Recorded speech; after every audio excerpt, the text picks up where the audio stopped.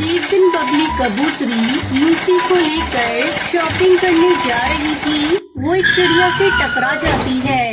देख के नहीं चल सकती क्या? मुझे कितनी जोर से चोट लग गई। अरे बबली तू? हाँ, मैं यहाँ एक बड़े से घर में रहती हूँ। और तू बता, तू कहाँ रहती है? मैं तो यहाँ एक छोटी सी दुकान में काम करती हूँ और किराए के घर में रहती हूँ। इतने दिनों बाद मिली है और आज भी तू गरीब है। और मुझे देख, मैं कहाँ से कहाँ पहुँच गई। मेरी शादी एक बहुत बड़े अमीर कबूतर से हुई है। इससे मिल, ये मेरी बेटी है। और इसने जो हेयर कटिंग कराई है वो पता है कितने की है? 10,000 की है। ये तो बहुत अच्छी बात है। मैं तेरे लिए बहुत खुश हूँ। तुम गरीब पक्षी खुश होने के सिवा और क्या कर सकते हो? खुद का तो कोई वजूद नहीं है। चल मैं अब चलती हूँ, मुझे काम पर जाने में देर हो रही है। बबली कबूतरी मुंह बनाकर वहाँ से चली जाती है। शॉपिंग करके जब घर लौटती है, अरे कालू नौकर, मेरे लिए एक गिलास ठंडा पानी लेकर आ। अभी लाया मैम साहब, ये लीजिए मैम साहब। कितनी देर से हम घर में आए हैं, लेकिन तुझे सुनाई नहीं दे रहा था कि पानी भी दे दूं? पानी पी लो मालकिन। और मुझे कुछ पैसे एडवांस में चाहिए थे। मेरी बहन की तबीयत बहुत ज्यादा खराब है, मुझे गांव जाना है। क्यों, क्या हुआ तेरी बहन को?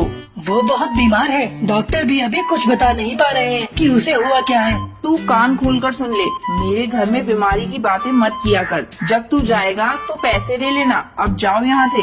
दूसरे दिन कालू, मैम साहब, आपने कहा था ना कि तुम गांव जाना तो मुझसे पैसे ले जाना। आज शाम के 6 बजे की मेरी बस है। अगर आप पैसे दे देती तो बहुत अच्छा होता।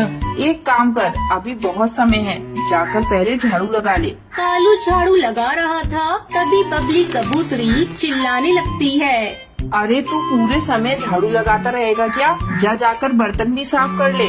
मैम साहब, मुझे गांव जाने में देर हो रही है। अगर तुझे पैसे चाहिए तो मैंने जो कहा है वो तो तुम्हें करना ही पड़ेगा।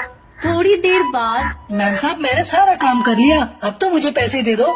कौन से पैसे? तूने मुझे पागल समझ रखा है क्या? अगर तू गांव चला गया तो घर का काम कौन करेगा? मैं इतनी बेवकूफ नहीं हूँ जो तुम्हें पैसे दे दूँ। जाकर रात का खाना बना। कालू रोता रोता किचन की तरफ जा रहा था, तभी बंटी कबूतर ऑफिस से आता है। अरे कालू, तू रो क्यों रहा है? मालिक, मालकिन ने मुझे पैसे नहीं दिए गांव जाने के लिए। अगर मैं गांव नहीं गया तो मेरी बहन की मौत हो जाएगी, तो मैं अपने आप को माफ नहीं कर पाऊंगा। साहब, मेरी बहन बहुत बीमार है। ये ले पैसे और तू जल्दी गाँव जा। अब बबली सेठ कबूतर से सारा घर का काम करवाने लगती है और खुद फोन पर अपनी सहेलियों से घंटों बातें किया करती। अरे क्या बताऊँ तुझे, आजकल मेरा नौकर गांव चला गया है, लेकिन मैं भी कुछ कम नहीं। मैंने इनको ही काम पर लगा दिया। मुझसे तो घर का कोई काम नहीं होता। अरे कहाँ रह गए? इधर आओ। कान में रुई ठूस रखी है क्या? कब से चिल्ला रही हूँ, जल्दी इधर आओ। क्या बात है बबली, तुम क्यों चिल्ला रही हो?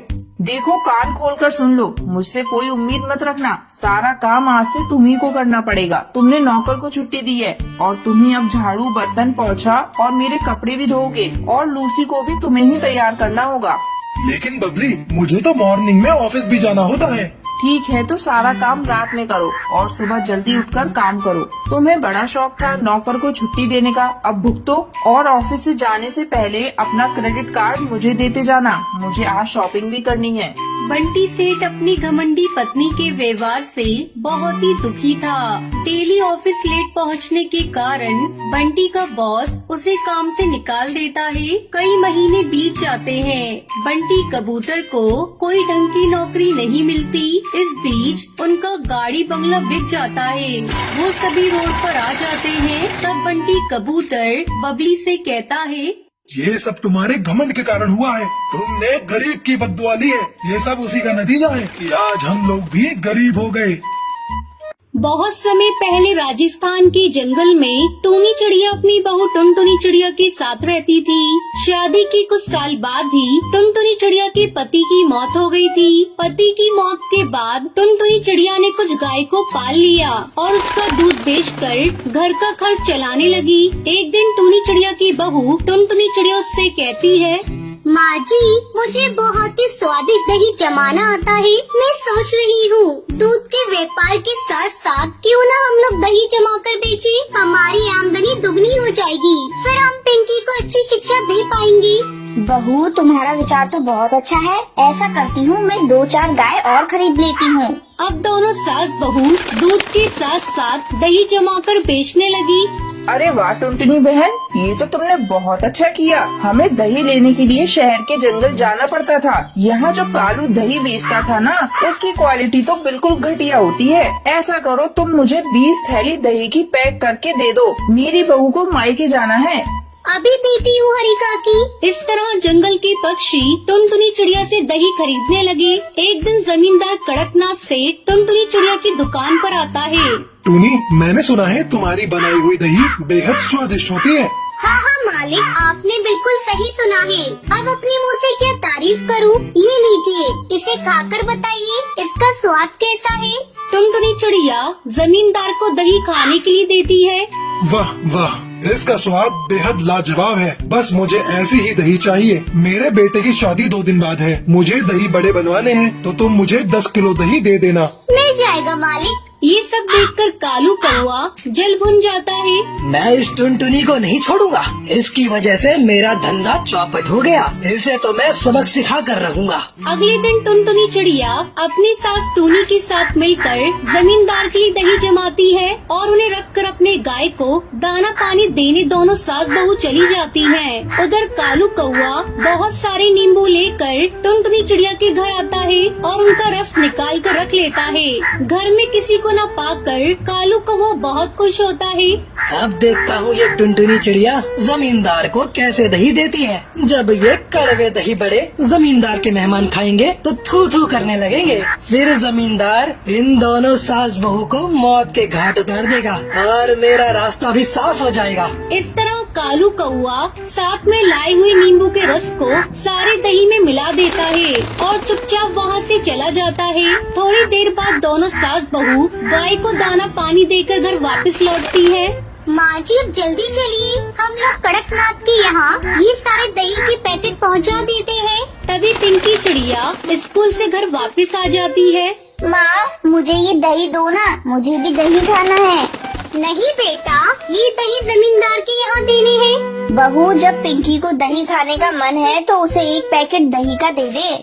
टुनटुनी चिड़िया पिंकी को एक पैकेट दही दे देती है। जैसे ही पिंकी दही खाती है, माँ, ये दही तो बहुत कड़वा है। फिर टुनटुनी चिड़िया दही को टेस्ट करती है। अथु, हाँ माँ जी, ये दही तो सचमुच में कड़वा है। अब हम लोग क्या करेंगे?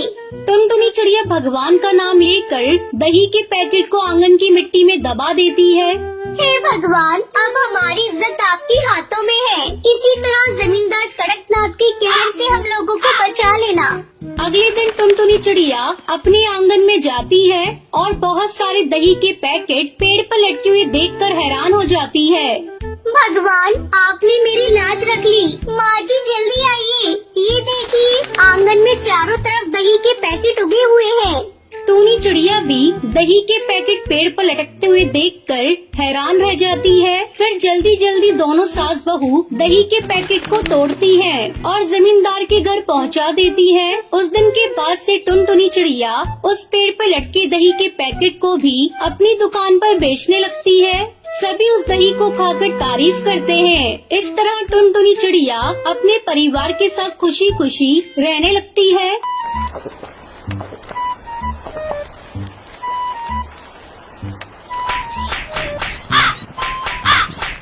चंपकवन जंगल में टुनटुनी चिड़िया अपने पति बंटी कबूतर के साथ रहती थी। बंटी कबूतर बहुत ही आलसी था। वो कोई काम धंधा नहीं करता था। घर का खर्च चलाने के लिए टुनटुनी चिड़िया अपने पड़ोसियों के यहाँ काम करके थोड़े बहुत पैसे कमा लेती थी। एक दिन टुनटुनी चिड़िया 2 अंडे देती है। हे भगवान, कुछ ही दिनों में लंडू से बच्चे बाहर आ जाएंगे, घर का खर्च बढ़ जाएगा। मैं अकेली कैसे 2 बच्चों को पालूंगी? मेरा पति आलसी और निकम्मा है, इससे तो कोई उम्मीद करना ही बेकार है। इस तरह कुछ दिन गुजर जाते हैं। एक दिन टुनटुनी चिड़िया अपने पति पर गुस्से से चिल्लाने लगती है। अरे तुम कैसे पति हो? तुम्हें शर्म नहीं आती? अपनी पत्नी की कमाई खाते हुए कुछ ही दिनों में अंडे से बच्चे बाहर आ जाएंगे। मेरा नहीं तो कम से कम अपने बच्चों का सोचो। क्या तुम नहीं चाहते हमारे बच्चे भी दूसरे पक्षियों के बच्चे की तरह आराम से जिंदगी गुजारे? तुम्हें तो चुल्लू भर पानी में डूबकर मर जाना चाहिए।